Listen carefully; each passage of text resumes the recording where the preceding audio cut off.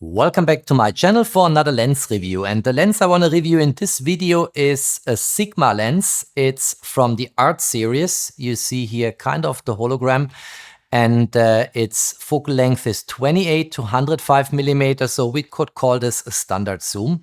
Widest open aperture is an f2.8 and it's a constant aperture, so no matter what focal length we dial in here on the zoom ring, we can always shoot widest open with an f2.8. It's a DG-DN lens, and DG in the Sigma abbreviations means it's calculated for full frame sensors, and DN means it's for mirrorless cameras. And this lens, I think, is kind of a burner. I really like it, and in this video I want to review it. And strictly speaking, it's not only a lens review, but it's also a bit of a camera review, because this is one of my early videos with the brand new Sony Alpha 7R Mark VI. I already posted my introductory video on this camera on the channel. And this is now a follow-up video where I want to shoot this lens and put it a bit in perspective, of course, to the standard zoom from Sony. This is the G-Master 2 24 to 70. Constant widest open aperture is an f2.8, and here we have the 28 to 70 G-Master f2, and this is a bigger, more voluminous, more heavy lens, and of course the Sigma is somewhere sitting in between these two. Let's kick this off.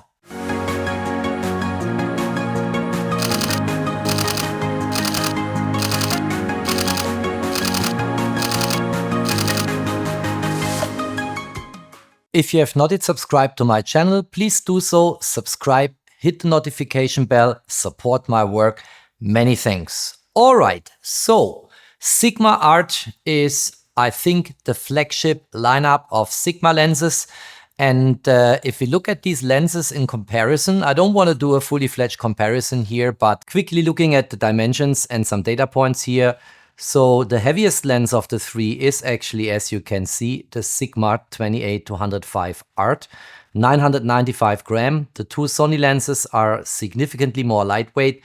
The most lightweight one is, of course, the G-Master 2 24 to 70. The Sony 24 to 70 G-Master 2 and the Sigma Art lens have the same filter thread. The Sony 28 to 70, and that comes from a constant aperture of f2.0, has 86 millimeter of filter thread. If we look at the diameter, of course, that corresponds to the filter thread. Here we have, again, the Sony 28 to 70 G-Master being the one with the largest diameter. And in terms of length, the Sigma Art, based on its extended focal length range up to 105 millimeter, is the longest lens. And why should we be interested in this lens if we get absolutely fantastic native Sony lenses? Well, because of price and because of the extension of the focal length range, because here we can go up to 105 millimeter, and here we are stuck with 70 millimeter. Here we are also stuck with 70 millimeter. We can here not go as wide in terms of field of view as here. We have 24 here on the G-Master 2 and only 28 on the Sigma Art lens. But for me personally, and most of you will know it if you follow me on the channel, I'm a big fan of 28 millimeter in a wide angle setup. That is just good enough for me. I don't necessarily need 24, but I might very well need 105 millimeter. So that's why this lens caught my attention. And in this video, I will tell you everything you need to know about the Sigma Art lens. And of course, I will also show you lots of sample images. Let's address the elephant in the room, and that is pricing. And the 24 to 70 G-Master 2 comes in at a price of $2,448 at B&H in the US, and the 28 to 70 f2.0 G-Master lens comes in at even $3,298. And of course, as I just indicated, the Sigma 28 to 105 Art with f2.8 constant widest open aperture burns only a hole in your wallet of $1,649. So if this lens would be kind of as capable as the other two lenses, you would not only get an extended focal length range up to 105 millimeter, but you would also save significant money. Of course, when it comes to widest open aperture, and that explains, by the way, why this lens has the biggest volume in terms of form, size and shape. You have here a constant widest open aperture of an f2.0, and on these two lenses you only, but only quote unquote, have an f2.8. I personally don't think this is a big difference, but under low light conditions, or if you want to get nice portraits at, let's say here, 70 millimeter, then an f2.0 will be a bit superior to an f2.8. Is it worth a price difference as we see it here on the table? I'm not so sure in practical shooting applications, but at least I want to mention this is clearly the lens, and that's the reason why the optical construction here is more voluminous, which has even a wider open aperture of f2.0 compared to here and here of an f2.8. Let's now get these two G-Master lenses out of the way, and let's solely focus on the Sigma Art 28 to 105 millimeter, widest open f2.8. Let me give you all the specifications of the lens. Let's also do a little bit of a quick autofocus test here in the studio. And then, of course, let's go into a discussion of sample images and see what this lens is capable of. Coming to the specifications of the lens, the first point I want to make is this lens is not only available for Sony E-mount, but also for L-mount, and that means you get a version of this lens which you can mount to a Leica SA3, for instance, Sigma and Panasonic cameras. In terms of optical construction, it's quite complex. We have 18 elements in 13 groups. And we have included in here 5 aspherical elements. I personally think the optical construction of this lens is fantastic. We have a minimum focusing distance of 40 centimeters, so 0.4 meter. And Sigma, by the way, conveniently engraves this to the lens. Let me see if I find it. I think here it is. I don't know if you can see it. Look here. Minimum 0.4 meter or 1.31 feet. And I think this is a really good habit to engrave it on the lens right away. So you don't need to consult the web in order to find out what your minimum focusing distance is. Sigma in general is doing this very well. We have a filter thread here of 82 millimeter. Let me get the lens cap off for a moment. We want to do a little bit of autofocus testing in a moment anyway. And the weight of the lens is in the Sony E-mount lens lineup 990 gram. And if you purchase this lens for L-mount, it's 995 gram. So almost the same. The difference is 5 gram in weight. And I think this lens has very interesting properties and features, also in terms of mechanical elements here on the lens body. I'm going to show and demonstrate this in a moment. And most importantly, in terms of belonging to the art series of Sigma, in the same way as in parallel, the other two lenses I showed before belonging to the G-Master lineup, this is clearly the best you can get in the Sigma lens lineup. And when talking about minimum focusing distance, of course, as I said here, 0.4 meter as conveniently engraved here on the lens body. We also need to talk about the maximum magnification ratio, and that is 1 divided by 3.1 at 105 millimeter. And that means this lens is capable of close-up shootings. And that is always very important for me if I consider a zoom lens to be mounted on one of my cameras. Let's have a quick look at the mechanical elements here. So first of all, here we have an aperture ring, and that aperture ring here has clicks. Listen to the sound. I hope you could hear that. And widest open constant aperture is an f2.8 that works at all focal lengths. And you can stop this down all the way to an f22. You also have an A mode here, but I cannot accidentally go into A mode because it's locked. I have to unlock it here, and then I can turn the aperture ring into A mode, can lock it again, so it will not accidentally leave that A mode or automatic mode. And that means that the camera will choose for you the aperture, which is a mode I personally never use. If there is one thing I want to control in my shooting, then it's definitely and at first priority always the aperture, then the shutter speed. And with ISO, I'm typically happy with auto ISO because noise is not really an issue for these modern sensors here. And if I want to get out of the A mode here, I need to unlock it again at the switch. Then I can go into manual aperture selection, lock this so I cannot accidentally slip over to automatic mode here, which is what I want. And I can also deactivate the click. So if you want to use that lens for video shooting, you might find these clicks, listen again, annoying, and then you can make it silent by this switch here. So let's activate it into silent mode, and now there is nothing to hear. Listen. Well, you can't hear it because there is no click any longer. And now we can activate the clicks again. And the clicks are back for still image shooting. This is definitely the mode I want. Reminds me a lot in my beloved Leica lenses.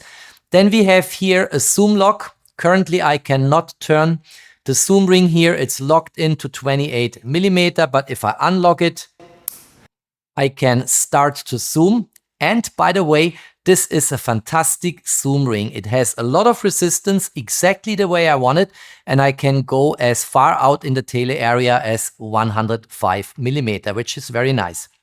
The lens tube is also very stable. If I shake the camera, it's not coming in accidentally. So this is absolutely fantastic build quality and mechanics here. You cannot lock at a different focal length, I believe. Let me try it. No, here it's blocked. I cannot do it. I can only lock it in at 28mm, which is the widest setting in terms of field of view. Then I can lock it, and then the zoom ring can no longer be turned. That's the way it works. Then we have here a switch for switching from autofocus into manual focus, autofocus. And we have customizable function buttons here. I guess this can be used, for instance, for auto exposure lock, what have you, or autofocus lock, or very likely also for autofocus on. And all in, the build quality of the lens is highest quality. It's also weather sealed. I show you quickly the rubber sealing here. You feel it. There is the rubber texture. And by the way, if you mount this lens to the camera body of the Alpha 7R Mark VI, listen to the click when it snaps in. This is very solid. There is not a tiny little play here on the way this lens is mounted to the camera body. It sits solid like a rock in the mount of the lens on the camera body. So this is all top-notch mechanical and build quality, and I like a lot what I see, feel and hear when it comes to this Sigma Art lens. Next, I want to quickly show you how the lens is cooperating with the camera in tracking mode. Let me quickly show you in the menu. We have here, first of all, I have here continuous autofocus, of course. I have focus area here tracking. And on subject recognition, I have it on, and on humans. And I've selected the left eye. I could go here also for the right-hand side eye. And you see how the switches. Left-hand side, right-hand side eye. I could go for auto, then the camera decides which eye to focus on. It's typically the eye which is a bit closer to the camera, but I want to be here specifically on the left-hand side eye. So let's go here, and you see it's spot on. The moment in time I half press the shutter button, a tiny little green square appears around Jennifer's left-hand side eye. And let's also try to see if the tracking works.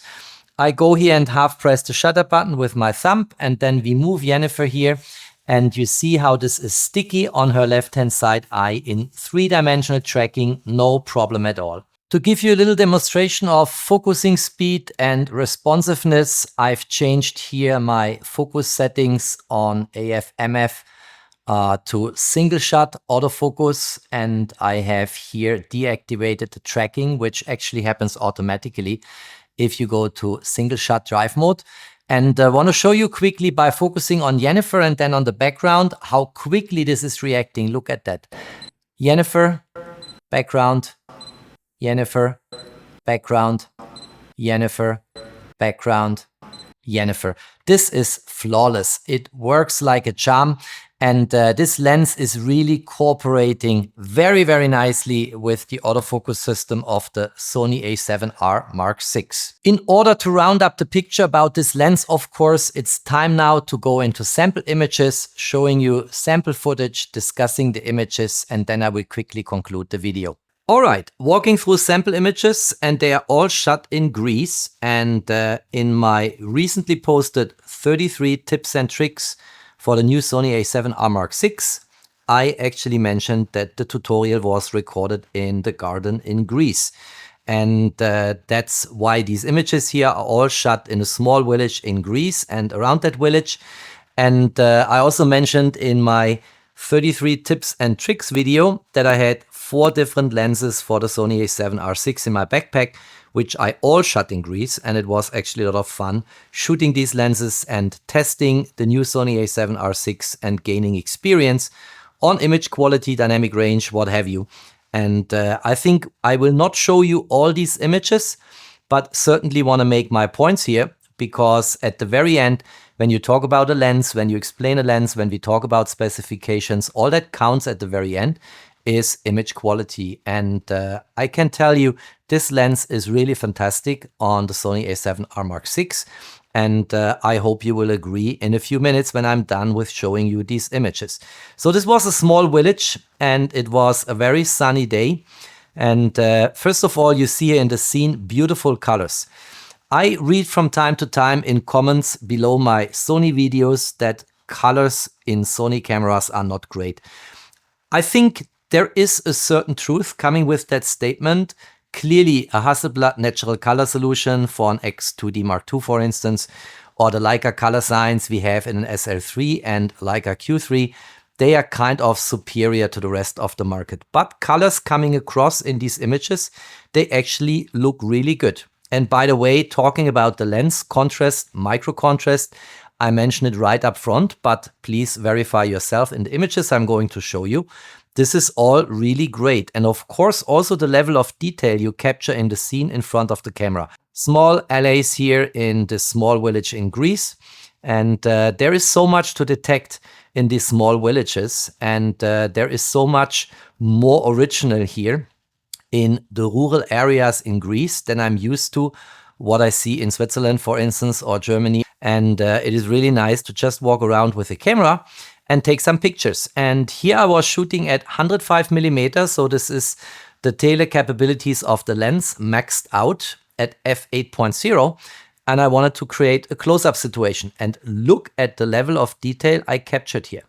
This is really amazing. And I mentioned before, when we discussed the lens in the studio, that this lens is close-up shooting capable, and it really is. I will show you more images of this type in the course of the video, but this looks really good. Product photography with this lens, absolutely fabulous. And you see also, although I stopped down here to f8.0, but of course shooting at a near distance, how wonderfully soft the background blurriness here is. This looks really good. Very nice separation of the foreground. Here was my focus sitting to the blurry background, and also a very nice smooth transition from sharp areas in the image to soft and blurry areas in the image. I think this looks really, really good. Definitely not worse than what I see when I shoot with the 2 absolutely fantastic G-Master lenses you saw at the beginning of the video.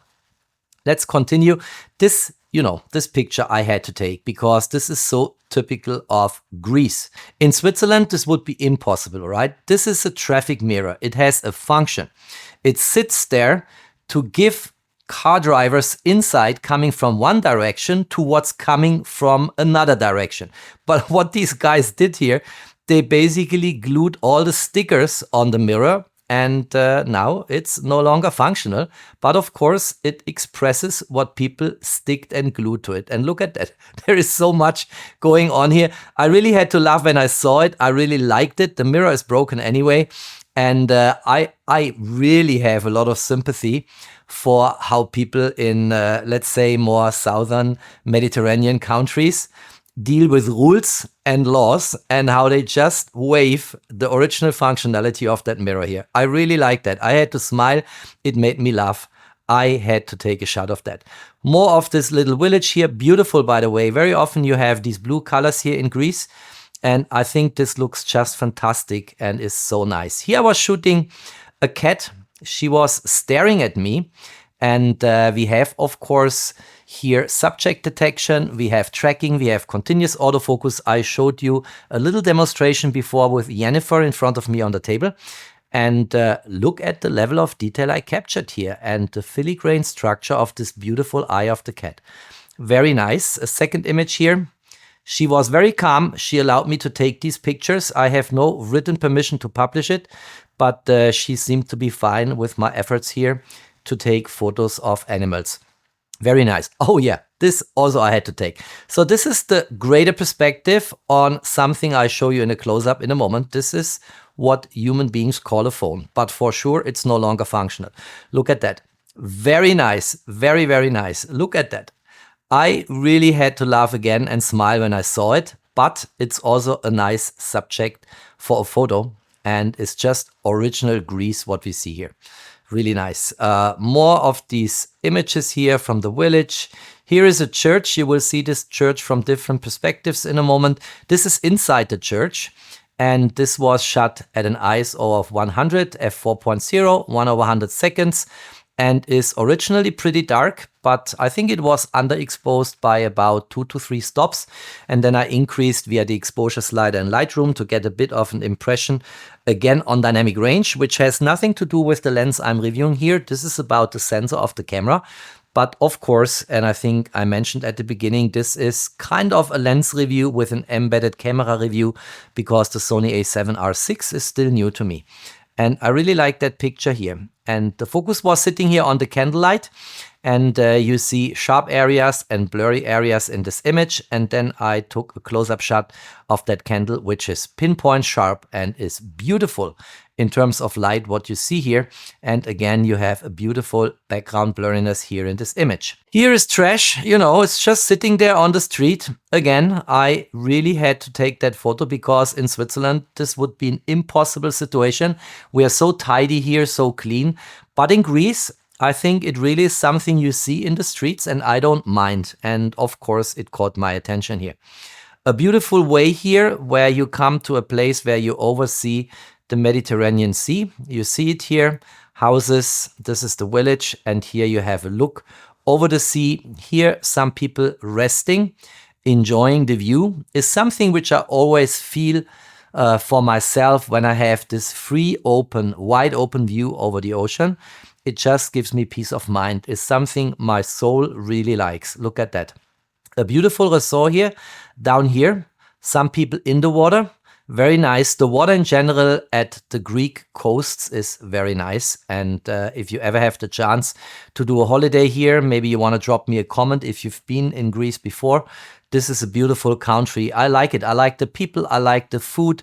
I like the ocean and the beaches we have. I like the rural parts of the country. And there's also, of course, a lot of historical ruins to see because Greece kind of was the cradle of European civilization back then. So very nice, very open views. Oh, here I wanted to test a bit the focal length we have engraved on the lens. So this is actually focus sitting on that tiny little boat here. Here we have 28 millimeter. Then we have 35 millimeter, kind of 35.1 is a continuous focal length ring, of course, so it will not always be precise. This was supposed to be a 50 millimeter field of view, and then we have here a 70 millimeter field of view, and here we have 105 millimeter field of view. And of course, you get closer and closer to that boat. And I think the focal length range, in the same way as I mentioned in my review of the Panasonic Lumix 24-105, for L-mount system cameras, which is an absolutely brilliant lens, you have here really an extended focal length range, which gives you much more in the tele area than the two G-Master lenses I showed you at the beginning of the video. Nice views here always. This lantern was not really straight. You see, I have straight lines here in the houses. This one here is not really straight, but again shows you, even from a larger distance at f2.8, how you can separate foreground subjects from the background because the lantern is sharp and the houses in the background, the ocean, the mountains here in the very far away background, they are blurry. And this looks all good. A few more close-up shooting situations I wanted to show you. Look how sharp this is. Here the focus was sitting, and also the next one. Look here. What a brilliant picture of a flower, not because I'm a splendid photographer, but because the lens and the sensor play so nicely together and give us these beautiful colors, beautiful sharpness, where the focus is sitting at f8.0, and a nice transition of sharp areas in the foreground to blurry areas in the background, and then very, very soft, very blurry in the more far away background. I like this a lot. Here, you know, this is very hard even at f8.0 to get enough depth of field if you want to shoot an insect, but you get a glimpse into the sharpness of the lens, the contrast, the micro contrast. Look at this part of the image here. Very nice. Okay, so more of this little village. I could walk there for hours. I love these Greek villages, and whenever you reach the ocean, viewpoints, as I told you before, it gives me a very strong emotion of peace of mind. So I really like this. Also very cozy here, you know, to have dinner, lunch, what have you. Small alleys, you know, that I also had to take a picture of. I'm not so sure, you know, if you have small children, that you really want that they throw a coin into this machine to get something out of this machine. But what you see here, it's fully filled. So there will be small little customers from time to time who throw in a coin here, 2 times €1, and then grab one of these mini toys here. And I think it's just fabulous how this comes across here. This is already a little bit blurry. I was shooting this at an f4.0 from a closer distance. And you see here is pinpoint sharp. That chewing gum machine here is already a little bit blurry. But it's just nice if you see these things appearing out of nothing on the side of the street. A lot of small shops where you can purchase, you know, things that will remind you later on your holidays, what have you. But also original shops. Of course, gyros is kind of the meal for poor people. But if you're not from Greece, you don't know that. So you think gyros is actually the catch of the day. But my recommendation always is in Greece, go for fresh fish, because they catch them freshly out of the ocean right next to the restaurant, and then it goes directly into the kitchen, which is a way you will never again enjoy a fresh fish meal as fresh as it is in Greece. Let's continue. Here, portrait shot. Look at that. You see here me, the photographer, mirrored in the eye. This is so sharp, so incredibly sharp. It's an f2.8, so you can shoot this lens if you want all day at all focal length, widest open at f2.8. No problem at all. Here I was creating another focal length demonstration, 28mm. This is 35mm here, going closer to the building here in the background. 50mm, look at that. Then here 70mm in real life. I see here in Lightroom it's 69, I don't care. And then 105mm, which is always precise because it's at the end of how far you can turn the focal length ring. And you see you have quite some extended range here. 28, 35, 50, 70 and 105mm. Oh, here was fresh fish.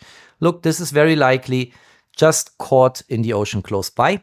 And you have here a glimpse, a close-up to the eye of the fish. I will stop here, but of course want to have your feedback. Do you like this lens?